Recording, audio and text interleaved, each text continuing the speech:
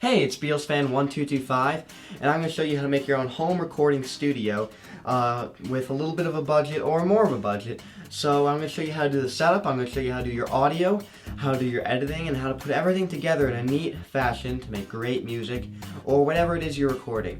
And this should work, based on whatever kind of budget you have.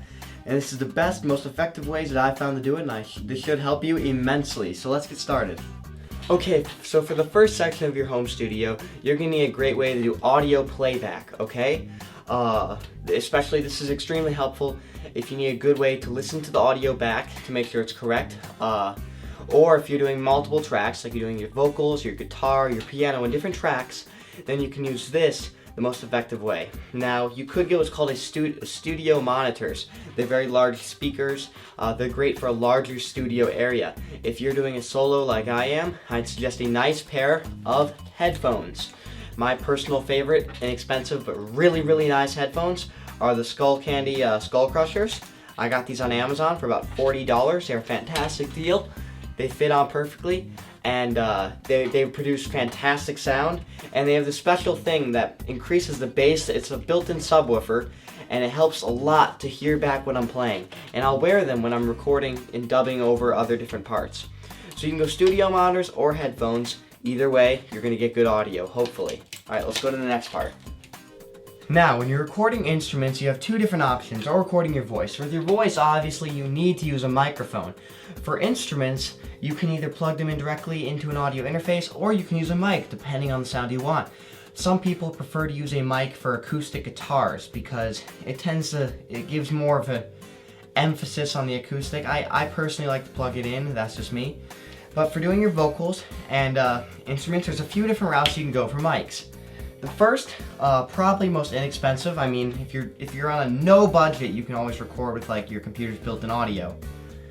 But if you're on a very short budget and have about $50-60 to spend, the good way to go is the Blue Snowball. It's a great mic. It's good enough for basic audio. I prefer it for podcasting. Comes with a little not shock mount, but a stand. You can get them on B&H Audio for about $60, and they're a pretty good starter mic if you just want to test it out. Now, if you want better vocals, I'd suggest getting something like this. This right here is the Audix OM2, okay? You can get them at the Guitar Center for about $100, okay? You might be able to find them online cheaper or used. I put a windscreen on mine because, it helps so it doesn't hear like T's pronounced as loudly or whatnot. But the Audix OM2, I personally love it a lot for audio because it has crystal clear audio. It's a decent price. I can plug it directly into my audio interface. And this mic has been around, for 15 years, and it hasn't changed at all. It's a very, very good mic. I would highly, highly suggest it if you're doing vocals, okay? But keep in mind, two things about both these, one thing about each of these mics. First of all, with the Blue, it does tend to have trouble with Macs, okay? And I find that the best software and the best builds for studios are on Macs. So keep that in mind if you're buying this on a Mac. The other thing is that the Audix OM2, and most mics of its caliber, do require what's called phantom power. Now that means you won't be able to just plug it into your amp and just start singing. You need a special power source for that, and we're going to go to that next. Now, in case you didn't know what an audio interface is, an audio interface is something like this. It's a box that you plug your mic and your instruments into, and you feed it into the computer to record your audio. This is probably the best way to plug a guitar in, or any instrument, such as an electric piano. So basically, this is the Tascam US-144. They cost about $150. They're a bit pricey. You can get them at Guitar Center. Now the US-44 has multiple attachments. First of all, it'll let you change the signal, and it'll let you plug in a mic and a guitar. You can only plug in 2 instruments at a time to this, okay? It can plug in via USB, and it works great with Mac and PC. I like this Tascam is because it has built-in phantom power, and that's why I can run on my Audix. Works very well. Now, keep in mind, some of these things, do your research and ask the rep at Guitar Center. Hopefully they know what they're talking about. Usually they don't. So do extensive research, okay? Because some of these will have 2 inputs or 3 inputs, but they'll only be able to record 1 instrument at a time. It's very deceiving, and I almost fell for this one time. So make sure that before you buy it, if you intend to record vocals and guitar, vocals and piano at the same time, make sure that this will record both tracks. For studio space, I have created this very small room. I have hung all my electric guitars on the walls using clip-in wall mounts. Now, I also have cabinets for storage. I have all my amps, all 3 of my amps, 2 of them which are stacked on top of each other. My mic's in the middle, a table. I have seats all around the room for multiple guys. A bulletin board, which is very helpful if you want to have attached things like lyrics up on the board. My electric piano and stool. Very serious about vocals, you can always create a sound booth. Currently we are turning this closet into a sound booth. I'll make another video on that later. Okay, now as for your actual computer setup, you don't need some giant thing. You can use a laptop perfectly. Now it can be either a Windows or a Mac. I prefer Mac because on Windows there isn't any built-in software that works extremely well for editing. On Mac there is. GarageBand is a perfect setup for anyone recording basic songs like I do. Even a little more advanced songs. GarageBand will let you record multiple tracks. And Macs are just, and it'll plug into your audio interface and interface perfectly with your instruments. Now there are other software alternatives such as Cubase LE5, which comes free, actually comes free with certain audio interfaces.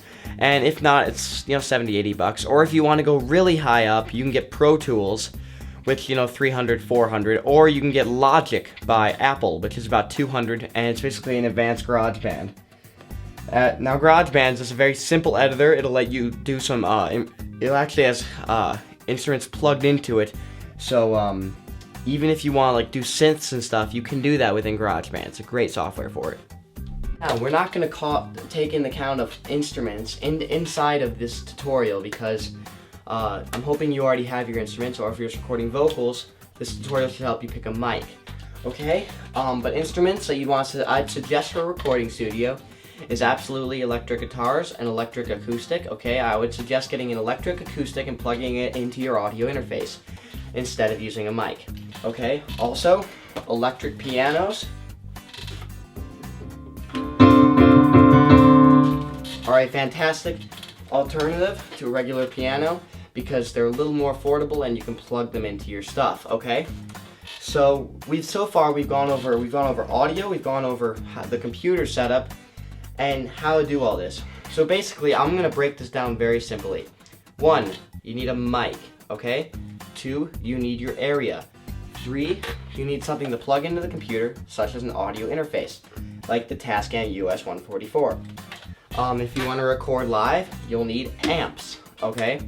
And I'd highly suggest storage space, because storage space is where you can keep basic things. Things you want to keep around your studio. You're going to want to keep guitar humidifiers if you have an acoustic guitar, especially if you live in a humid climate. That means all of you in Florida use humidifiers. I don't live in Florida, I just know it's humid. And also, keep multiple headphones around, okay? Because you never know when headphones are going to go out. Keep batteries. Keep guitar picks. Keep a bunch of abstract instruments. Keep little extra things such as guitar sliders, just to mess around with, okay? You're going to want to keep your whole studio packed with stuff that you can use. Now, hopefully, if you're a musician, I'm guessing that if you're making a studio, you're already a pretty accomplished musician. So you should have quite a bit of this. It's just a matter of figuring out how to do it. So if you're on a lesser budget, record with something like the Blue. If not, record with a better mic and an audio interface. Any questions at all, please leave a comment below or send me a message, or just leave a comment on my channel. I don't care, I will get it. I'll respond immediately as soon as I get it.